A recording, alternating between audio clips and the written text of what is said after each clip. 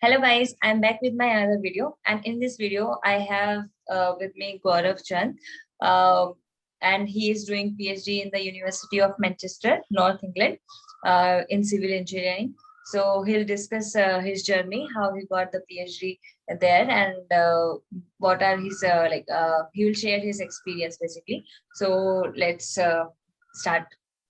Hi Gaurav, how are you? Yeah, hi Jaya. I'm good. How are you? Yeah, I am also good. So how is PhD going? Yeah, it's all going good. First of all, I'd like to say thank you for having me here. And I'm really grateful for doing this because I really wanted to do this before as well. So finally, it's all here. So let's do it. Yeah, thank you for your time. Actually, it will be very beneficial for the people who are preparing or who doesn't know, like at least they will like through your story, they will get to know what they want in their life, what they want to do, what they want to pursue, either science or not, or some job. So they might get some idea. It will be helpful. So thank you so much for your time.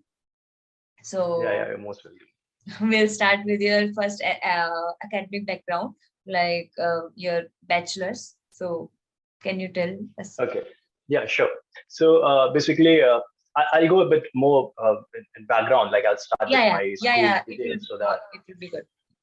yeah. So like I did my schooling from an ICSE board from my hometown, as I mentioned that from Gorakhpur, UP. So I did my schooling from ICSE board till 10th, and in 12th I did it from CBSE board.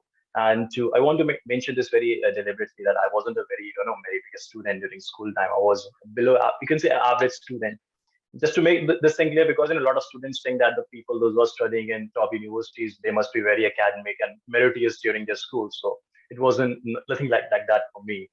So I passed my the high school at 12 with 70%. So I was you can say an average student. And after doing that, then I prepared for the state entrance exams for engineering. And after qualifying that, I got selected to one of the no, it's a decent college in UP. It's a government college. It's called Institute of Engineering and Rural Technology. So, well, it's a very ancient college. Like it was built in 1952, and so I did there my engineering in civil engineering. And after completing my civil engineering from there in 2015, then I went to Delhi for my preparations for GATE. And after doing a preparation for like 1 year, I qualified GATE with a decent score, and I got admitted to IIT Islamabad. There, I did my master's in structural engineering. So, like when you do masters in civil engineering, so there are a lot of specializations are there, like structural engineering, geotechnical, transportations, environmental. So, structure is being considered to be one of the specialization which is more diverse, where you get a lot of opportunities after completing your postgrad. So that's why I opted for structural engineering, and then there I did my masters. So, like as in India, we have a masters of 2 years, where the 1 year is invested in doing the theory work, and the next year students do dissertations, like as compared to the MS that student do in here in UK or US. So either it's a MS or MPhil, like 1 year for theory work or 1 year for research. But in India, we do both the things together. So I'll say that's a plus point for all the Indian students, those who are doing MTech from India. Like you get the 2 years of experience where 1 year is you invest in theory course and 1 year research and dissertation work. So that what I did in 2018. I completed my masters. So here I got introduced to the research the research field that where I'm today now. So I started doing my research there in my masters, and I got a pretty decent supervisor team there. And after completing my master's in 2018, I was selected for a ITJ preparation coaching in Kota. That's called Career Point. You must have heard. Hmm. So I went there to Kota, and I was teaching there for like 2 months. And after 2 months, I was being transferred to because they are having a lot of their branches all over the India. So they keep their very experienced faculty in Kota. So I was transferred to South, but due to some family issues, I wasn't able to move to South. So I preferred to be in North India only, and then I came to Delhi. And then in NCR, there's a university called Gautam Buddha University.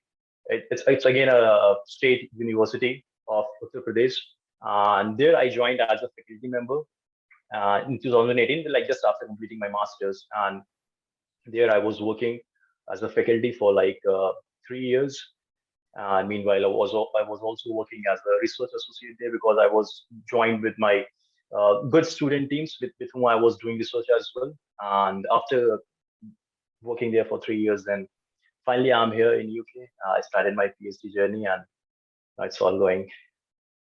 Okay, nice. So, like, for getting into bachelor's college, you told that was a government college. So, how Yeah. did you like from this JEE mains No, exam? no, no, no, no, no, no. It was my state entrance engineering exam.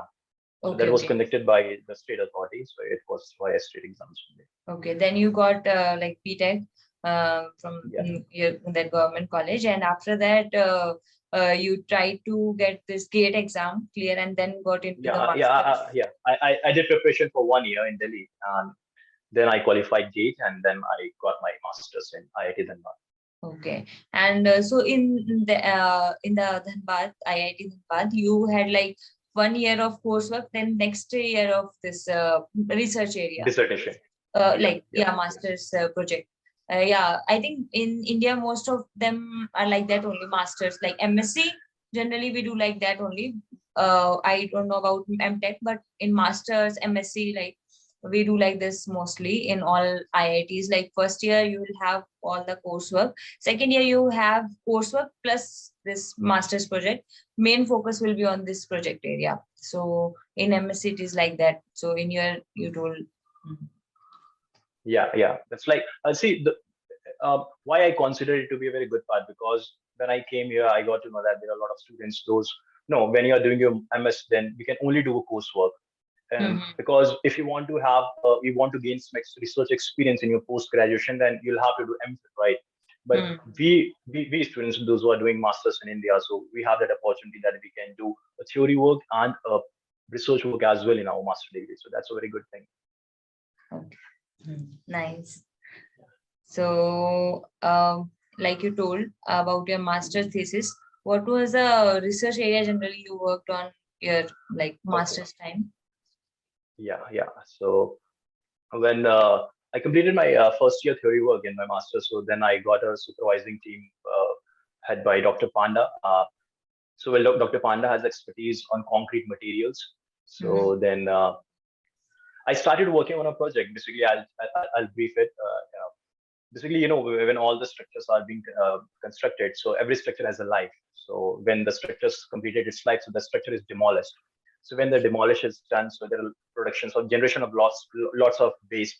So that's a concrete waste, and lots of different waste are being produced. So my research work during my master's focused on using those those waste to make them recyclable, to make a new fresh concrete, and that concrete will be a sustainable concrete because that concrete we are making from waste.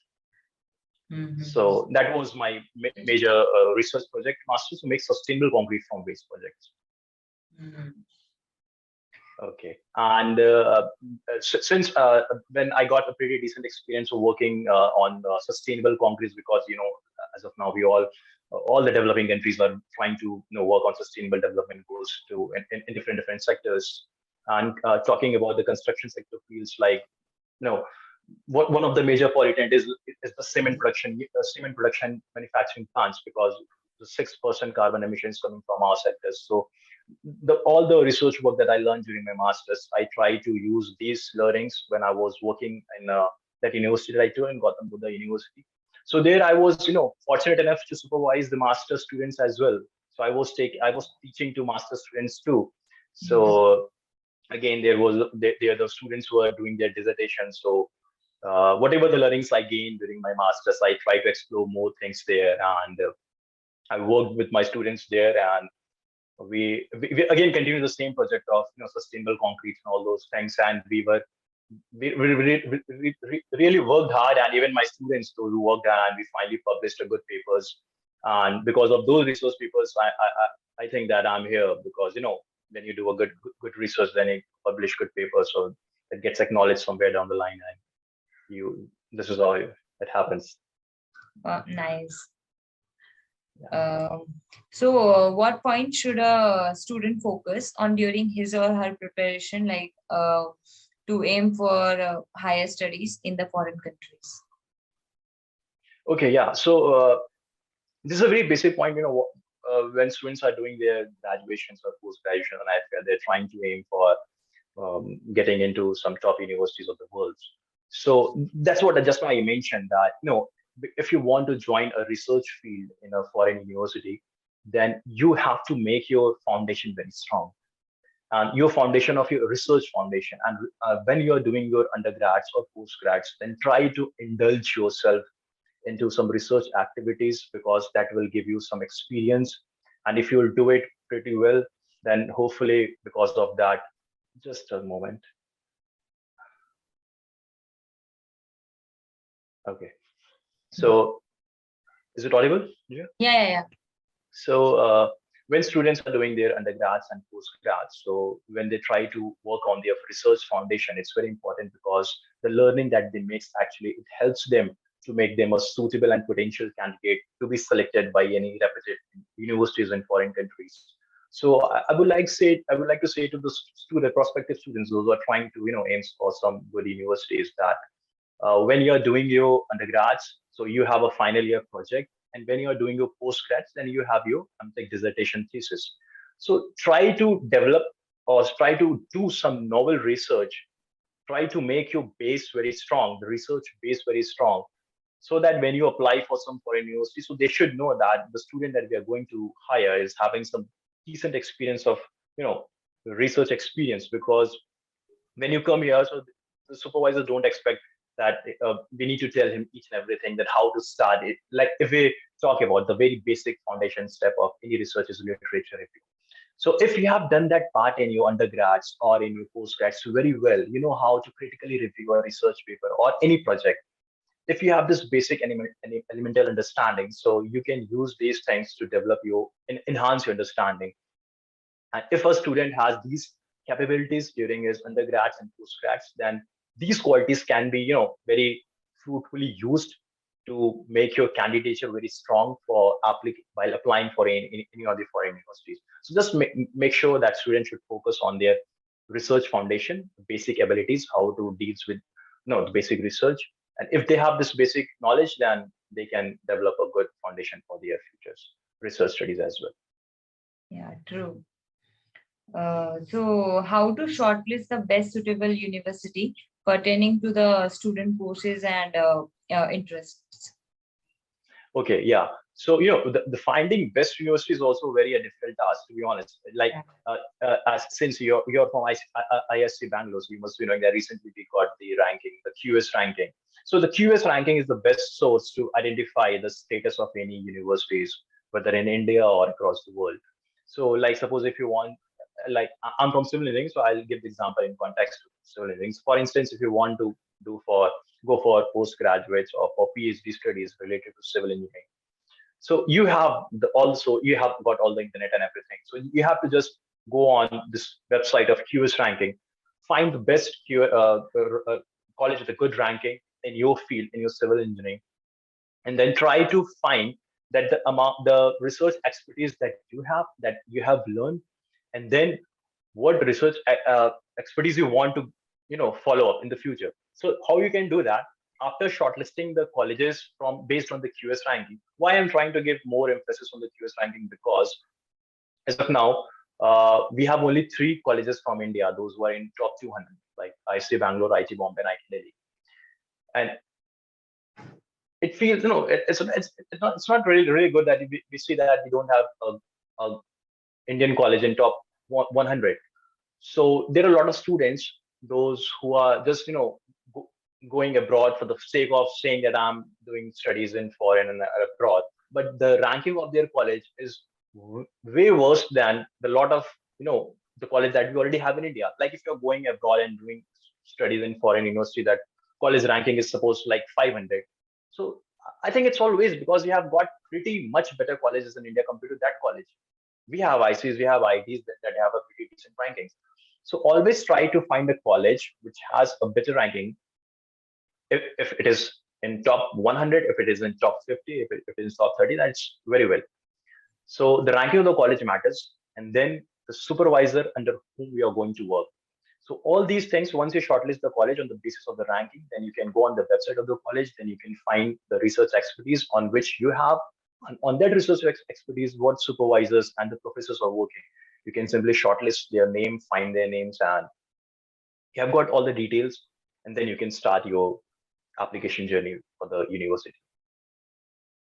Okay. Yeah, ranking also matters in this, like how to find the university. And Yeah. yeah. Yeah, even I'll tell you, Jaya, like recently I got to know from one of my colleague and he's doing PS, he is doing a postdoc in IT Delhi. And he told me that recently now, when there is any opportunity, job openings for like assistant professor in any of the ITs in India. So what they prefer that the candidate should must have done a PhD from the world top 100 ranking universities. So this is what their criteria, they are trying to impose on the candidates, that they should have done at least PhD from top 100 university, because obviously these rankings are not done by any individual. These are done by the organizations on based on different parameters like the research outputs, the faculty, and there are multiple parameters. So these are very genuine and good, and because of that, you can like IT's professors, most of the top IITs and IIC Bangalore, like the professors are from very esteemed universities of the world, like even from the I know one professor in an IT Madras, if I'm not wrong, he's from Caltech. I think he's the most Caltech is like California Technology. This is the top six. I think it's the sixth ranked college in the world, and that's why he's there, because those people in India know that people studying in the top 10 colleges of the world, they must be having that potential and that knowledge, and that's why they are here. So ranking really matters for the college. Definitely it matters. Okay. So we'll keep that in mind, like while searching for the universities. Yeah. And what are the basic requirements or documents which students should fill out before applying for the foreign universities?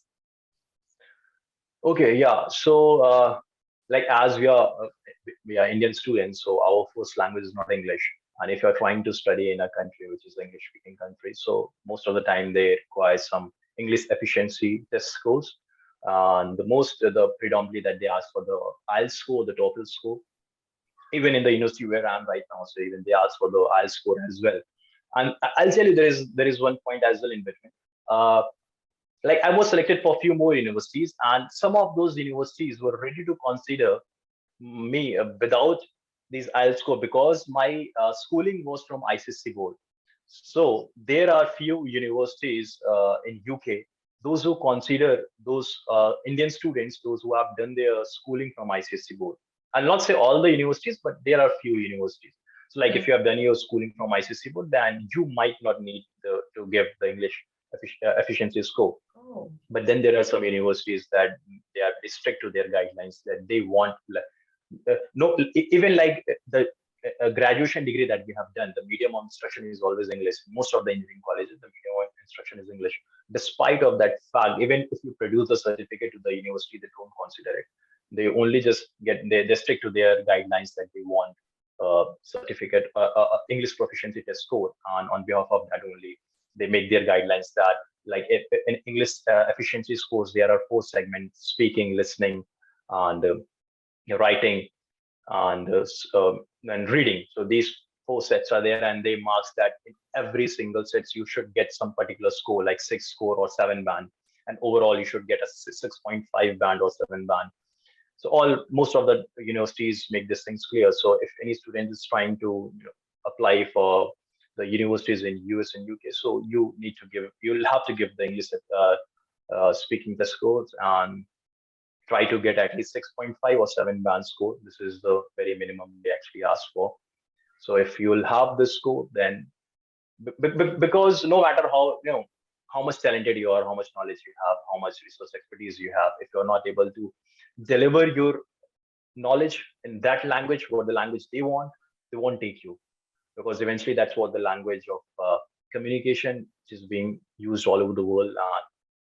You have to be part of it. So it is very mandatory for any students who's aspiring for that. So make sure that you have the eligible scores for any particular test of any language. And even there are you must be knowing that if you have friends in our countries where the first language is not English, like if you talk about Japan, if you talk about Korea, if you talk about China. So there they have made mandatory to learn their language first, and then they give second preference to English. So again, it's become challenging for our Indian students, because you're going in that country, then you have to learn their language first. Like I was selected for one of the national Seoul University, South Korea as well. So why I then went to that college, because there my PhD would have increased to 1 year more, because the condition for that college was that my first year of PhD, I'll have to invest learning the Korean language. And that was a very big task for me, that my whole 1 year of life I was spending learning only a language. So that's also one of the primary reason that I didn't go there. And those students, those who are trying to making these decisions of which country they should go, so they should keep this in mind, that if they are going to any English speaking countries, they only need an English speaking course, language core. And if they are going to a country which is not having the first language as English, then in that case they may be mentally prepared to learn the language of that country as well. So these are the basic requirements that in general they need. And how to approach foreign universities professor after selecting the universities? Yeah. This is again one of the difficult and hardest thing, to be honest, I'll say. What happened, that a lot of students, when they apply, and when you try to do a PhD from any of the foreign universities, so there are basic two things. The one is the funding, and one is a supervisor. It's just like when I was teaching Gautam Buddha University, so a lot of students used to ask me, sir, how to get selected in foreign universities and how to do this thing. So I used to give them example. Just like in Bollywood, if you want to become an actor, then you need two things. You need a director, you need a producer. If you don't do these two things, then you will never get launched. So the same thing happens here. You need a director. So the director is the director is your supervisor, and the producer is your scholarship here. So you need a scholarship, because doing PhD, I can tell you about the UK. It's very expensive. Like my tuition fee is only £26,000. £26,000 is like 26 lakhs a year. So every year your tuition fees is only 26 lakhs, and then you have your expenses. Then you have different things as well here. So if you're not financially capable of spending this much of amount of money, then you definitely need a scholarship. And and after getting a scholarship also, then you also, suppose if you're financially capable, you can give that money, but then you need a supervisor, because if a supervisor is not ready to supervise you for your PhD, then you can't do PhD anywhere. So finding a suitable supervisor is very important thing. This can be done by, again, as the way I told, that the shortlist the best colleges of the world, and after shortlisting the best colleges, then you can simply go on the website of the college, try to find the research expertise that you have, who are the professors, those who are working on that particular field. And once you shortlist their name, then you find them, just go on their website. In like most of the website, you'll find the professors have their research page, where it is mentioned that what are the research expertise of those professors and what they're working on. And just go on that website, find that if their research expertise is aligned with your research experience, then you have to email them. Now, when it comes to emailing the professors, it's really important that what content you are writing into the email, because you are sending your email from India, and at the meanwhile that professor is getting email from hundreds of students from across the world. Because if you are shooting for the top universities, so they are getting hundreds of emails from students from every day. And to be honest, I've seen professors, they just read the subject of the email and just they scroll it. They don't even open it. No matter you are a very brilliant student, but if you have not use those catchy lines to get the attention of the supervisor, you'll not be picked up. So what I did during my time when I was trying to do that, so I try to ensure that, like I've seen other examples of my other students as well. Like they try to write all their research experience in that email, that I have worked on these and these and these and these and all unnecessary things as well, because that's your supervisor is not going to read all those narratives and stories. So what student need to do? Try to find some more similarity between the current project on which that professor is working and which can be related to your research experience. Like for instance, I'll tell you, suppose if I have a research experience of working on sustainable concrete, and I got to know that that a particular supervisor in that university is working on sustainable concrete, but of a different type. So I cannot email him and just say that I have experience of this type of sustainable concrete. No, it has not a correlation with his expertise. So I'll have to find some relation between his expertise and with my experience so that he might get interest in me. So in that way, what I'll do, I'll just try to figure it out that what are his current projects that he's working on. And then I'll try to relate some points on his current project, on his current interest, and what experiences I have. And using those relations, I'll make one para statement, and I'll try to pick some catchy lines out of that, out of those para to make the subject of that email, so that he can get a direct attention that yeah, this student is trying to work something on which actually I'm working, and that can be of some potential use. So that's what I did actually, and that's what I got to know from the other students as well, those who got selected. So even they did the same thing as well. So you need to do that. Make sure the expertise of the supervisors are very much relevant from your work, because if they will find no, that student is trying to do something else which is not under my supervision, so he will not be interested. Moreover, there is one more line is there that if you know that supervisor is a part of any research group, and if your project is under the guidelines of that research group, then that is also good. So for that, you need to make a 360-degree research for that particular professor, that what projects he has already worked, on what he's working, and what are the diverse points of his research groups. So if once you have find all these points, then you know what to write in that email to get his attention. And that's what the thing is. And once you put the email and you mention all those things, and definitely you'll get the reply. And one more thing, what I did as well, that by the time when I was applying, so I already had few publications. So and all those publications were in like Elsevier or Spindle. So I try to put those my publication in the email as well. Like when you get an email, so you can see the attachments there as well. And I try to put the name of those attachments with with that the name of the journals, because they know the name of journals, and if they know that the students have got a publication in one of the reputed journals, so definitely they get interest, and that's how they land up opening your email. And then if they find it's very much suitable, then they will definitely reply you. So this is how you need to write your email to your potential supervisor in order to be selected out of those 100 emails that that professor is getting in a single day. Thank you for specifying actually all these points. Generally, people say like you do this, but like they will give over outline only. So you have explained it very nicely, and good example you took in between, like director and producer. So it was good. So I have a lot of questions, Gaurav. So my next question is how to apply and qualify for a fully funded PhD. Okay, yeah. So again, as I mentioned, that funding is one of the prime important things. That without funding, you cannot do your PhD here. So there are a lot of opportunities open for getting funding, getting for a fully funded PhD. So I'll talk about UK. So we have the very famous scholarship that we used to have is the Commonwealth Scholarship. But recently, I've got to know that from last 2-3 years, there has been no opening for PhD in Commonwealth Scholarship. So all these famous scholarship is actually very competitive and very difficult to get actually. But again, if any students want to get a fully funded scholarship, then I'll tell few ways. Like what you can do. First of all, start looking for funded PhD on findthephd.com. So just go on a website, it's called Find the PhD. So what happens whenever a supervisor or any professor gets a funded project, because in a lot of universities, professor used to get a lot of funded project, even like on the project on which I'm working. So when you get a funded project, so they used to advertise it on a different platforms.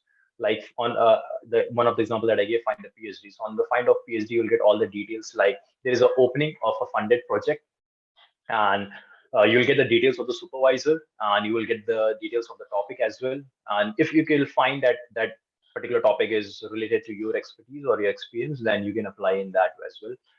Then after that, then in UK, then we have a EPSRC funding. The EPSRC funding is again for some particular projects. Then you can look for those opportunities as well.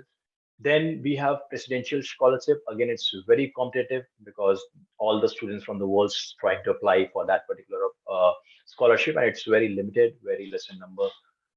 Uh, and after presidential scholarship, then every universities in general, they have their own different criterias for giving the scholarship. Like for instance, in our universities, we have departmental scholarships, we have dean scholarship.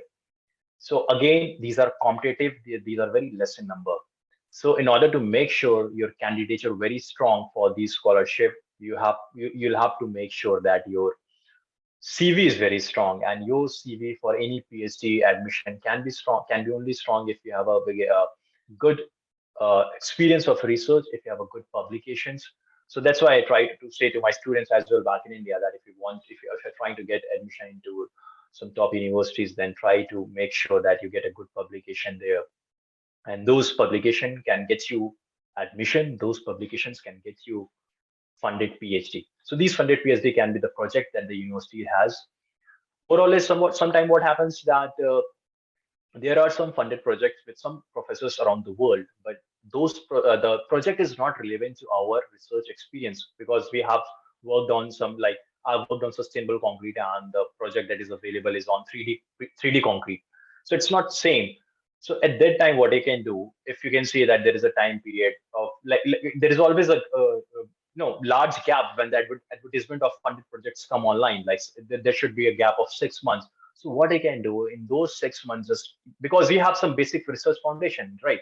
So you Mhm. can spend your 1 month, 2 months studying about those projects and try to write a review paper on that. And if you can get a paper published within that 6 months, and then now you are the most suitable candidate for that particular project. So this is how you can shoot for that particular project because you have now a research background for that project, and then you can apply. Then your candidature will be very strong for that particular funded project. So this is how you can look for the funded project. And then there are some departmental openings, like every department from the university sites, they are given some funded projects. For that, you'll have to visit the website of the universities, and on that website, you will get to know about the funded projects. So all those students who are trying to get the funded PhD, you'll have to search a lot, all the opportunities by the government, all the opportunities by the foreign countries, from the universities, and from the research funding bodies. Like in UK, we have UKRI, so it's a research funding body. Then we have EPSRC, that, as I told, EPSRC is a research funding body. So you need to continuously visit their website and to check that whether they have an opening for their any funding for any resource projects suitable to you or not. So you have to be up to date to all those platforms. And if you're continuously trying for like 1 month, 2 months, 3 months, it's not an overnight journey that you will start searching today and you will get it tomorrow. No, it's not like that. You'll have to really look into it for like 1 month or 2 months. And if you will be lucky enough, then definitely you will land up with some good funding. Okay. And what are the like career opportunities after doing PhD, and how it is different from like if we only do MSc and we try to get like search for job, and what if we complete our PhD and we try to search for job? So what is the difference, like how it will make how much PhD can impact, and what are the career opportunities? No. Yeah, it's a very good question. Yeah, to be honest, like if we talk about a student doing PhD in India, like doing PhD from ITs, uh, from IC. So what they generally do after completing their PhD, they try to look for postdoc in some foreign universities, and when they are doing postdoc, at the time they apply for for joining any of the ITs. So when you do a PhD, even if I talk about from in UK or any other foreign countries or in any other top universities of the world, so when you do your PhD here, so you have two, three options that you can do after this. First, you can join the academic field after completing your PhD, or you can join the industry, or you can join any research institute. Now, I'll tell you all how to get all these three, how to achieve these three positions. So if you want to join the academic field, it can be in again the same country, or it can be in your neighboring the country from where you belong. Like in my case, if I want to go back to India, if I want to join any top universities in India, then what I need to do, after completing my PhD, I'll have to find a research project, as in the case of postdoc. And while doing postdoc, when I'm registered here doing in postdoc, then I can apply to any of the ITs in India. And there is a very potential chance, like this is how the ITs hire their assistant professors. Then, like anyone who has done PhD from good universities and doing postdoc abroad, so they try to contact them eventually, and they try to call them. So similarly, if you want to go back in India, want to work in ITs, then this is all you can do. Just try to find a funded a research project for your postdoc in some of the top universities of the world. And if you are doing that, then you can pretty do well in terms of in being in academic field, being in India or being in any other country as well. Second, you can join the industry. There are a lot of, like, even in my field, like since I'm from structural designing background, so there are a lot of students after doing PhD from different fields, so they are joining the industry as well. Like for instance, in my field, there is one segment called as the earthquake resistant designing structures. So all my colleagues, those who are working in this particular field, so it's a very huge demand in the industry where the structures are being designed for the earthquake resistant. So when you have a PhD degree on that particular research project, so you have a pretty decent experience. So you can join the industry as well after doing your PhD. And then the third one is again being a having a PhD degree, you can join as a research scientist in any of the government organization or in the private organization. Because again, you have a PhD degree from the top universities, you have a good experience, you have a good publications.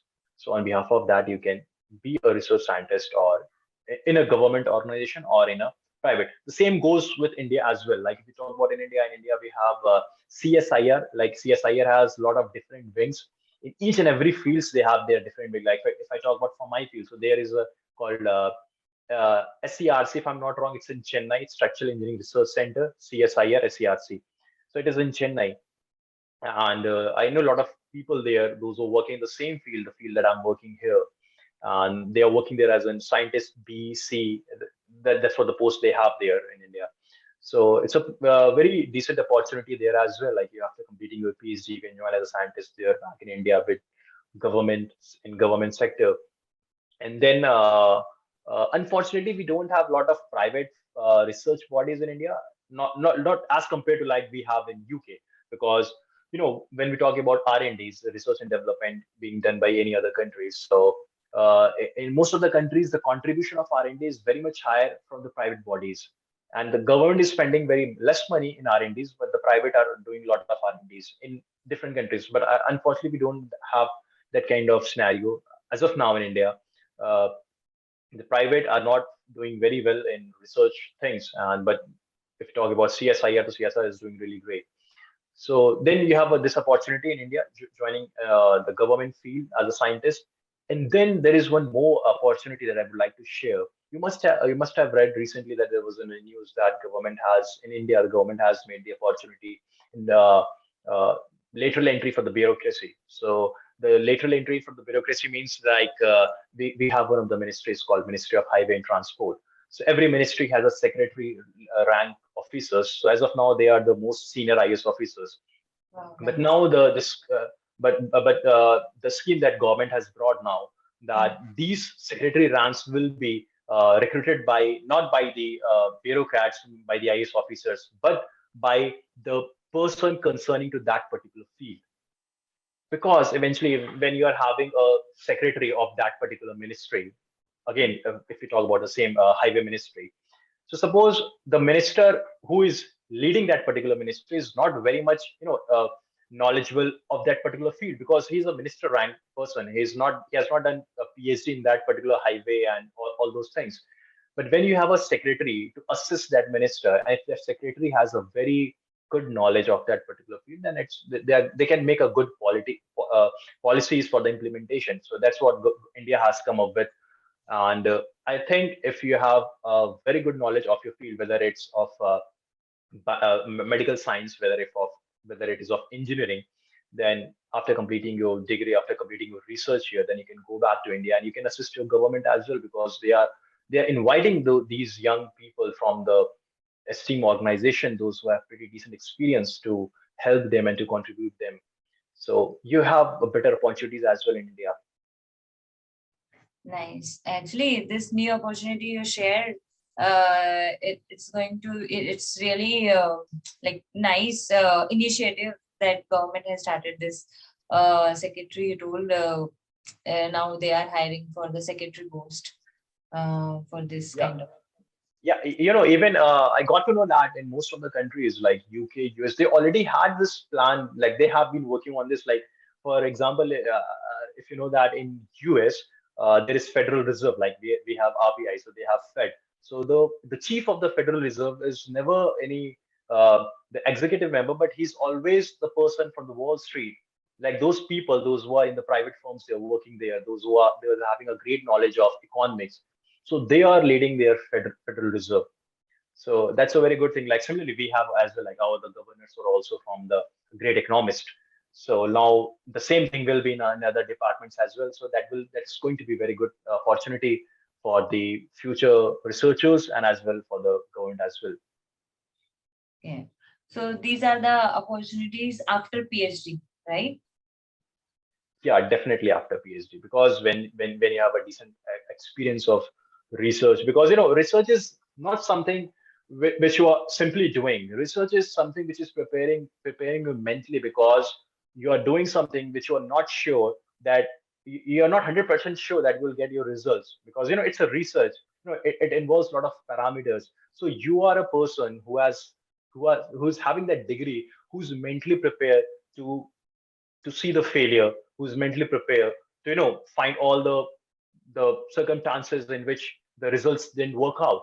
So because of that, government finds that if a person is having a PhD degree, then he's not only just a normal student having undergrads and postgrad degree. He is having overall the grooming of that candidate is very well. So because of that, they have made this thing that a researcher of that particular field will be suitable for that post. Yeah, a really great initiative by our government. So, Gaurav, these were my questions. Actually, I think the students will might have in their mind. So, usually, I what I do in the last, I ask my guests to give some advice, which can be like helpful for the uh, people who are preparing. So from you, so any advice, Gaurav? Yeah, to be honest, I'll say that when you're trying to apply for any admission into foreign university, so again, it's not an overnight journey that you will do it in a single night. It's a process of time. So you have to be patient. Yeah, you have to be confident enough that you will do it, and just make sure that your efforts are always consistent of trying to find in a correct way. Like all the methods that I told, you have to do it regularly in order to make sure that you are updated with, you're not missing any information. And while doing all those things, always be prepared for the failure as well, because once we know the worst, when we have planned for the worst things also, so that gives some sort of a feeling that if you know what the worst can happen, I'm prepared for that, then I can do better as well. So no worries if you don't get any admission in a good universities, because this is not only one part of the life. You have another part of life as well, and you will do, if you have that quality, if you have that good experience, if you have good knowledge, then you will do better somewhere else.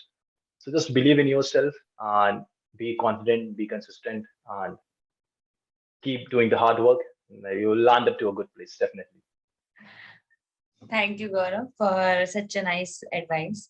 And I really thank you for giving your time. Guys, I hope you find this video useful, and we'll meet again. But before that, Gaurav want to say something. Okay, guys. So if you really like this video, if this was informative and insightful for you guys, then do like, subscribe this channel so that you can be updated with more lots of informative videos. All the best, guys. And if any of the students find any doubt regarding whatever discussions we did, so you can just put your doubts in the comment box and we will get it soon. Okay.